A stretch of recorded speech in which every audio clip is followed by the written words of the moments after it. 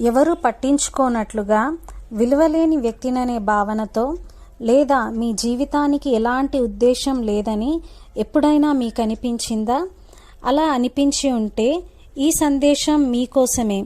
Bible మన విలువను తెలియజేసే ఒక గొప్ప సత్యాన్ని తెలియజేస్తుంది. అది మీ గురించి మీరు చూసుకునే విధానాన్ని శాశ్వతంగా మార్చగలదు. మనం సృష్టి ఆరంభానికి వెళ్దాం. వెలుగు రాకముందు, నక్షత్రాలు ఏర్పడకముందు, భూమి ఉనికిలోనికి రాకముందు దేవుడు మాత్రమే ఉన్నాడు. అప్పుడు దేవుడు వెలుగు కలుగును గాక అని పలికాడు. వెంటనే చీకటిని ఛేదిస్తూ వెలుగు ప్రకాశించింది. ఆయన మళ్ళీ పలికాడు. ఆకాశం విస్తరించింది. నీటిని ఒక చోట సమకూర్చగా పొడినేల కనిపించింది. భూమి చెట్లు, పూలు, అనేక రకాల మొక్కలతో కలకలలాడింది. పగటిపూట ప్రకాశించడానికి సూర్యుడిని, రాత్రిపూట వెలుగు ఇవ్వడానికి చంద్రుడిని, నక్షత్రాలను ఆయన ఏర్పరిచాడు.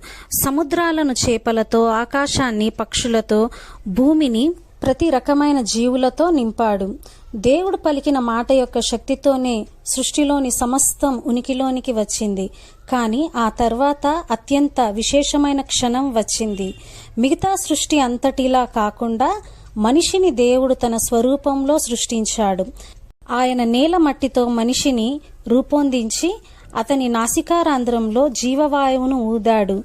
ఆ క్షణం నుంచే మనిషి సృష్టిలోని అన్ని జీవుల కంటే ప్రత్యేకంగా మారాడు. ఈ విశ్వమంతా దేవుని మాటతో సృష్టించబడింది. కానీ మనిషిని సృష్టించే సమయంలో దేవుడు తన స్వహస్తాలతో అతనిని నిర్మించాడు. దేవుణ్ణి తెలుసుకోవడానికి, ఆయన స్వభావాన్ని ప్రతిబింబించడానికి, ఆయనతో సన్నిహిత సంబంధంలో జీవించడానికి మనం సృష్టించబడ్డాం. పర్వతాలు దేవుని మహిమను తెలియజేస్తాయి. సముద్రాలు ఆయన శక్తిని ప్రదర్శిస్తాయి. నక్షత్రాలు ఆయన మహోన్నతమును ప్రకటిస్తాయి. కానీ ఆయన స్వరూపంలో సృష్టించబడిన ప్రత్యేకత మనుషులకు మాత్రమే లభించింది. అంటే మీరు యాదృచ్ఛికంగా పుట్టలేదు. మీరు ప్రమాదవశాత్తు ఈ లోకంలోనికి రాలేదు.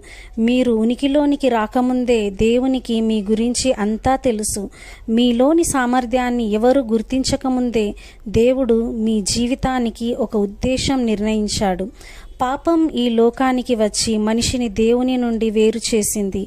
ఆయన ప్రేమ మాత్రం ఎన్నడూ మారలేదు. విరిగిపోయిన సంబంధాన్ని పునరుద్ధరించడానికి దేవుడు తన కుమారుడైన యేసుక్రీస్తును ఈ లోకంలోనికి పంపించాడు. ఆయన ద్వారా మన పాపాలకు క్షమాపణ పొందగలం, క్రొత్త జీవితాన్ని పొందగలం, మన సృష్టికర్తతో మళ్ళీ సంబంధాన్ని ఏర్పరచుకోగలం. కాబట్టి మీ విలువ గురించి ఎప్పుడైనా సందేహం కలిగితే మనుష్యుల అభిప్రాయాల వైపు చూడకండి. మిమ్మల్ని సృష్టించిన దేవుని వైపు చూడండి. మిగతా సృష్టి అంతా ఆయన మాట ద్వారా ఏర్పరచబడింది. కానీ మీరు ఆయన స్వరూపంలో, ఆయన స్వహస్తాలతో సృష్టించబడ్డారు.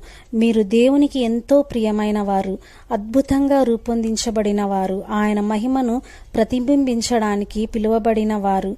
కాబట్టి ధైర్యంగా ముందుకు సాగండి. ఎందుకంటే మీ సృష్టికర్త దృష్టిలో మీ జీవితానికి అపారమైన విలువ ఉంది.